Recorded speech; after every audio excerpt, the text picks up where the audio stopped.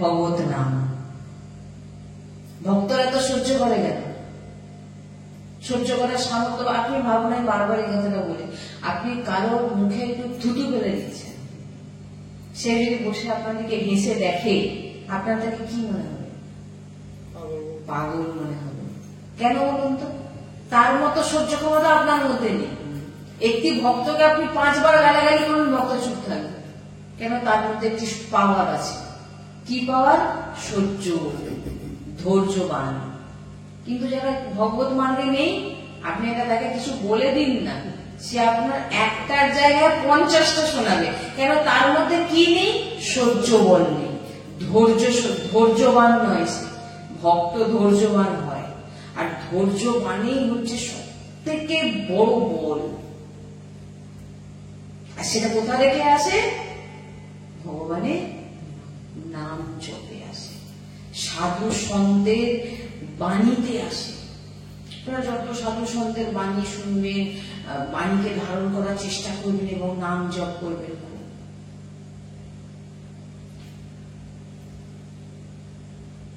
এগুলো যদি জীবনে না করেন, আপনার মনেই হবে যে তুই এত কিছু করছি, আর করবো না, এত কিছু করলাম, এত জীবনে দুঃখ আছে, আর করবো না। শরীরে হাঁটু ব্যথা, কোমর ব্যথা, পা ব্যথা, মাথা যন্ত্রণা, জ্বর, কিডনি, বিভিন্ন রকম রোগ। ভগবান তুমি আমাকে এইভাবে কষ্ট দিচ্ছ?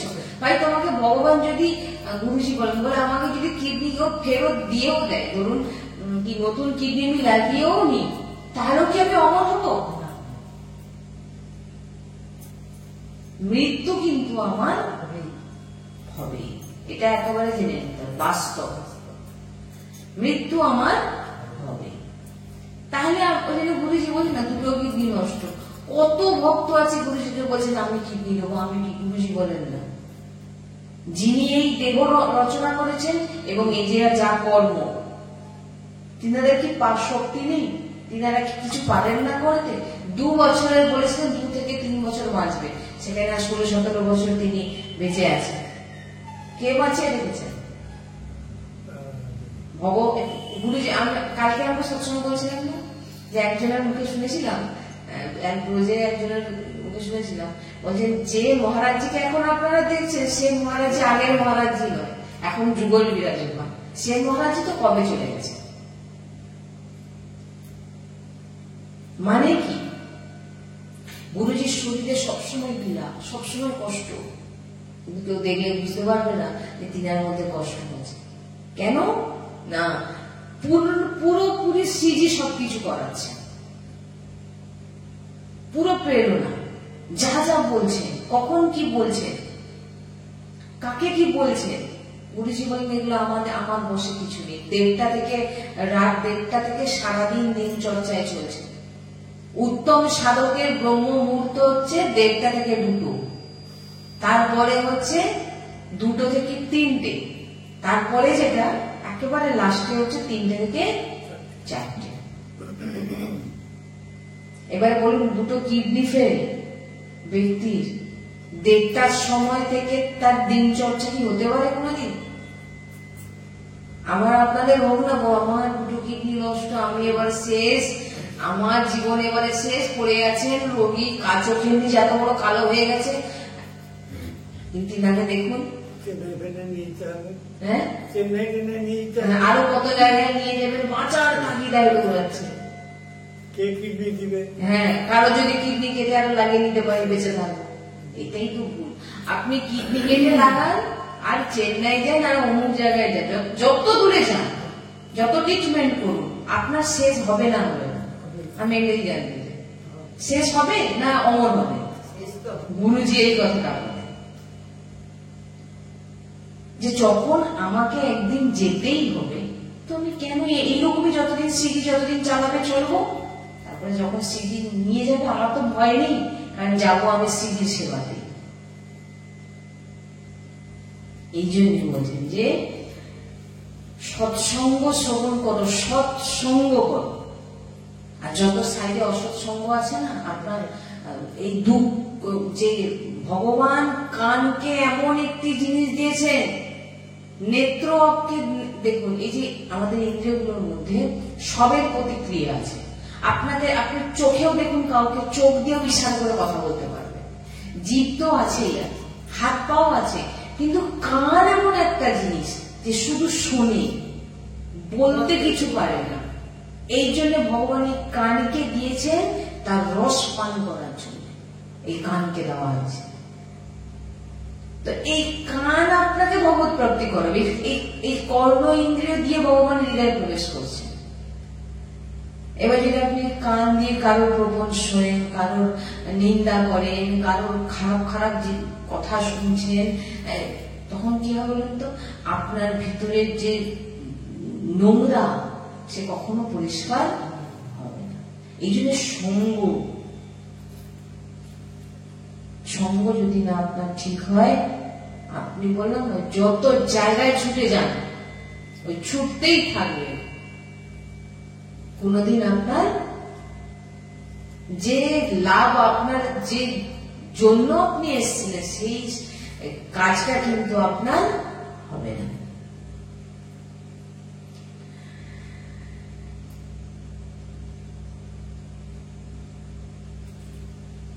এই জন্য বলছেন যে এখন তোমার একটাই কাজ। আর এই কথাগুলো, এই যে আলোচনা হচ্ছে, এই আলোচনাগুলো যখন আপনি শুনবেন, আপনার ভিতর থেকে যে বিবেক জাগ্রত হবে যে না সত্যি তো, আমি যখন কাঁদছি, বা আমি যখন দুঃখ পাচ্ছি, বা আমি যখন কষ্ট পাচ্ছি, বা আমার শারীরিক পীড়া হচ্ছে, এটা কিন্তু আমাকে কেউ দিচ্ছে না, এটা আমার কর্ম।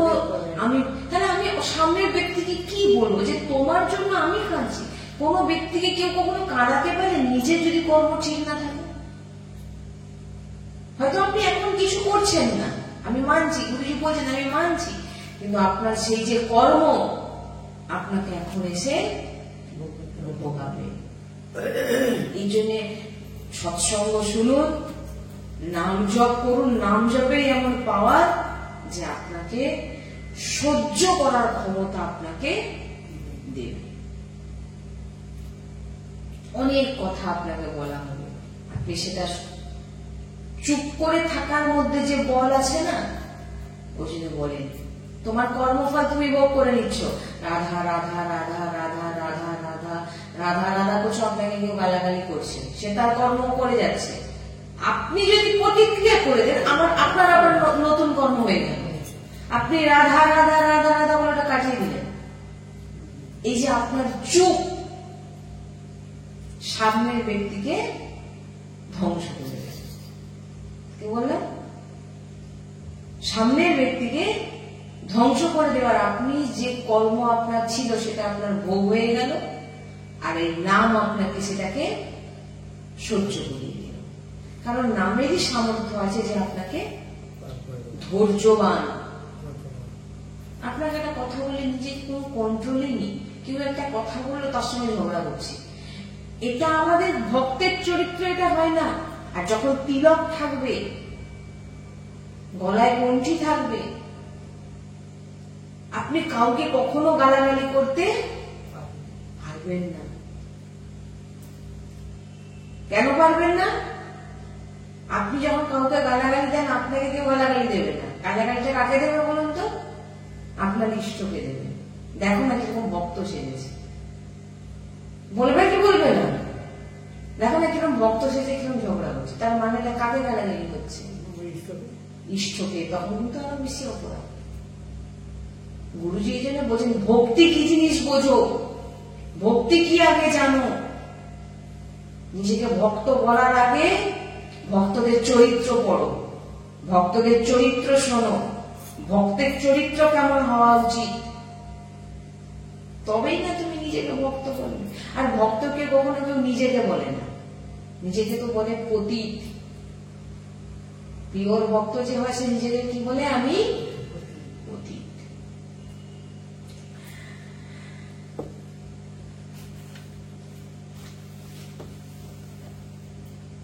ভগবান বলছেন যে তুমি যখন আমার স্মরণে চলে আসবে, আমার নাম জপ করবে, আমার চিন্তনে ডুবে থাকবে, ভগবান বলছেন তোমার সবকিছু দেখার দায়িত্ব আমার। সাধু সন্তের চরিত্র, ভক্তের চরিত্র কেমন হয় জানেন? পুরীতে মাধব দাসজি, বাবা মাধব দাসজি, তিনি অনেক বড় সন্ত হয়েছে। তিনি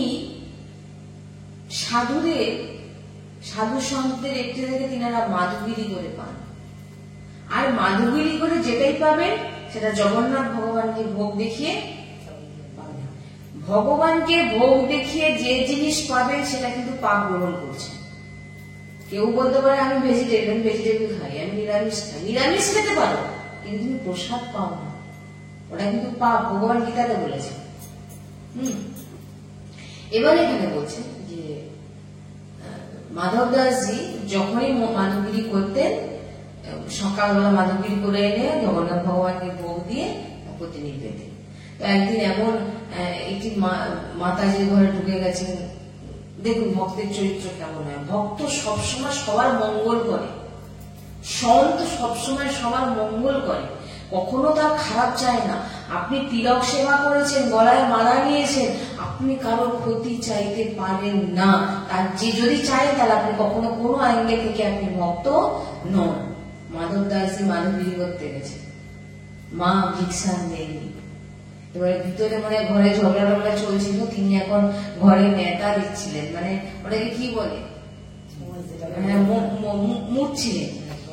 এখন সেই কাপড় মোছাটা বলে দেখো সকালবেলায় চলেছে বলে বলে বলে নিবে, তাই নেবে সেই নেতাটাকে ছুঁড়ে মেরেছে, মাধব দাসজির হাতে এসে পড়েছে।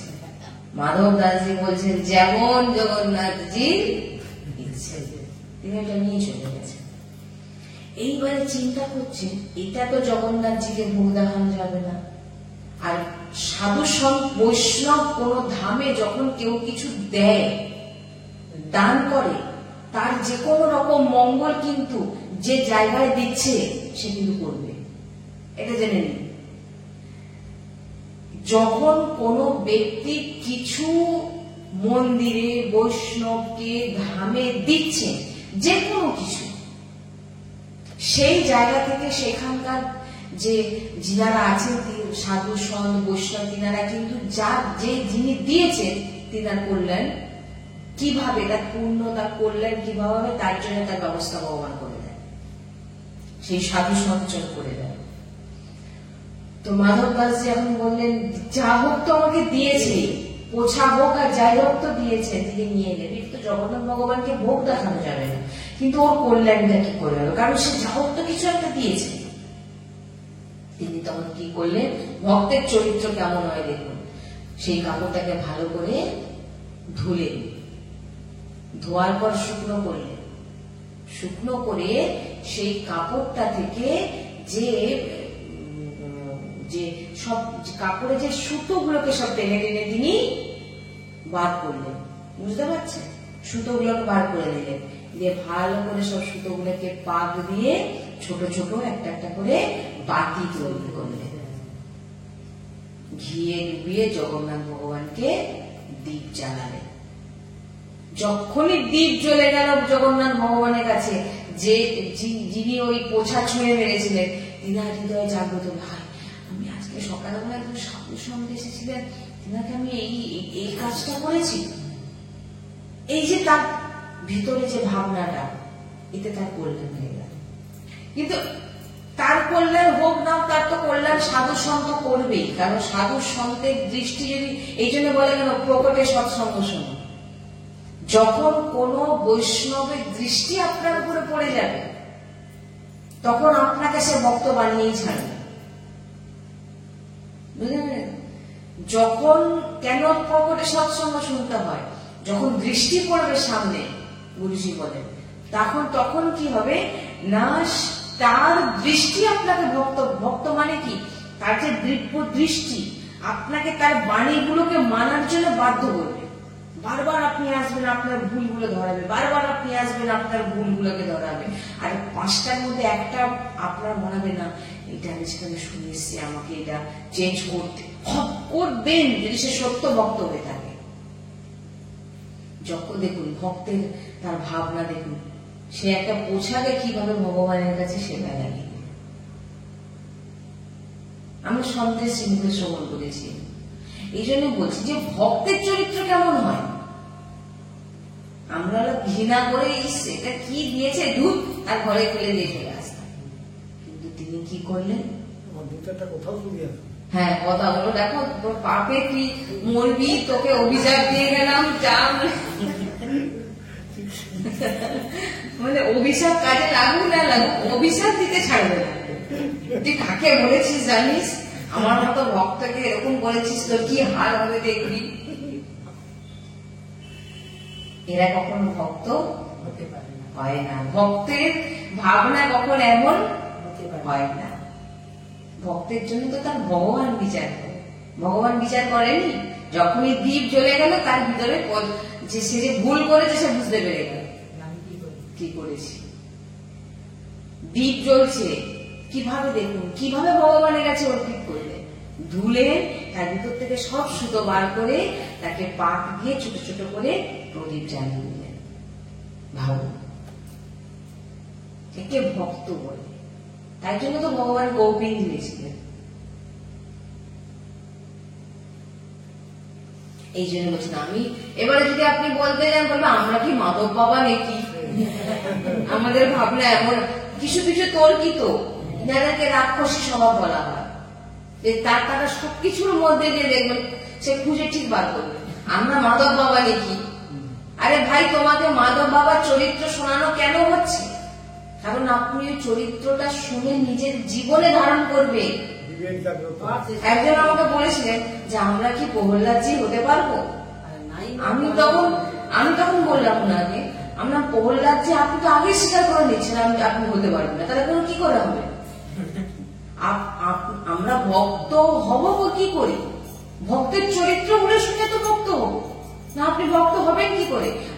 হরিদাস ঠাকুর কিভাবে বেত্রাঘাত খেয়েছিলেন, আর তিনি বেত্রাঘাত খেতে খেতে তিনি কি উচ্চারণ করছিলেন, হরি বল হরি বল। কত এরকম ভক্ত চরিত্র, যেসব এই ভক্তমাল এই জন্য অধ্যয়ন করতে হয়। ভক্তমাল যখন পড়বেন সেখানে তার মধ্যে সবকিছু আছে। ভক্ত চরিত্র যতক্ষণ না আপনি শুনবেন, প্রহ্লাদজিকে এত অত্যাচার করছেন, প্রহ্লাদজি কি বলছেন, হরি বল হরি বল হরি বল। বলছেন যে ভগবান আজও থামের মধ্যে আছে, কিন্তু প্রকট করার জন্য প্রহ্লাদজি নেই। আমি কি মাধব দাসজি নাকি, আমার ভাবনা এরকম হবে, আমি কি প্রহ্লাদজি নাকি, কেন তুমি হবে না। একজন দেখলে সে বলে দিল না আমরা কি আর মীরাবাইয়ের মতো হতে পারবো, বলে তোমার ভাবনাই তো তোমাকে হতে দেবে না কোনদিন। তুমিও বলো মেরে তো গিরধার গোপাল দুঃশোনা কই, আমার গিরিধারী ছাড়া আমার কেউ নেই, কিন্তু না গিরিধারীও আমার আর পরিবারের সবাই যে আছে আমার, এবং আমার দেহটাও আমার। তাহলে কি করে হবে, দেহটা কি আমার, সে ভাবছে তো আমার, কিন্তু তার চুলও কবে পেকে যাচ্ছে সে জানে না। চুল পাকা ব্যক্তিকে জিজ্ঞাসা করুন আপনার কবে থেকে চুল পেকেছে, সেটা কই জানি না তো।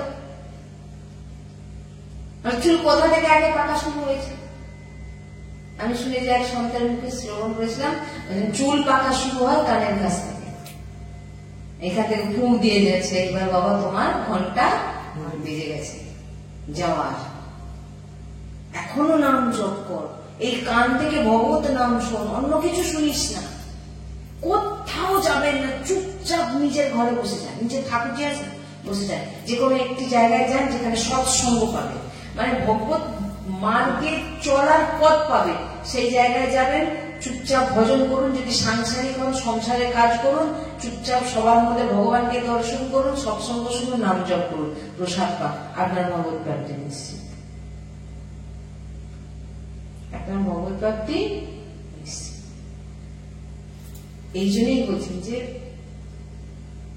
সৎ বৈষ্ণব যার মধ্যে লোভ নেই।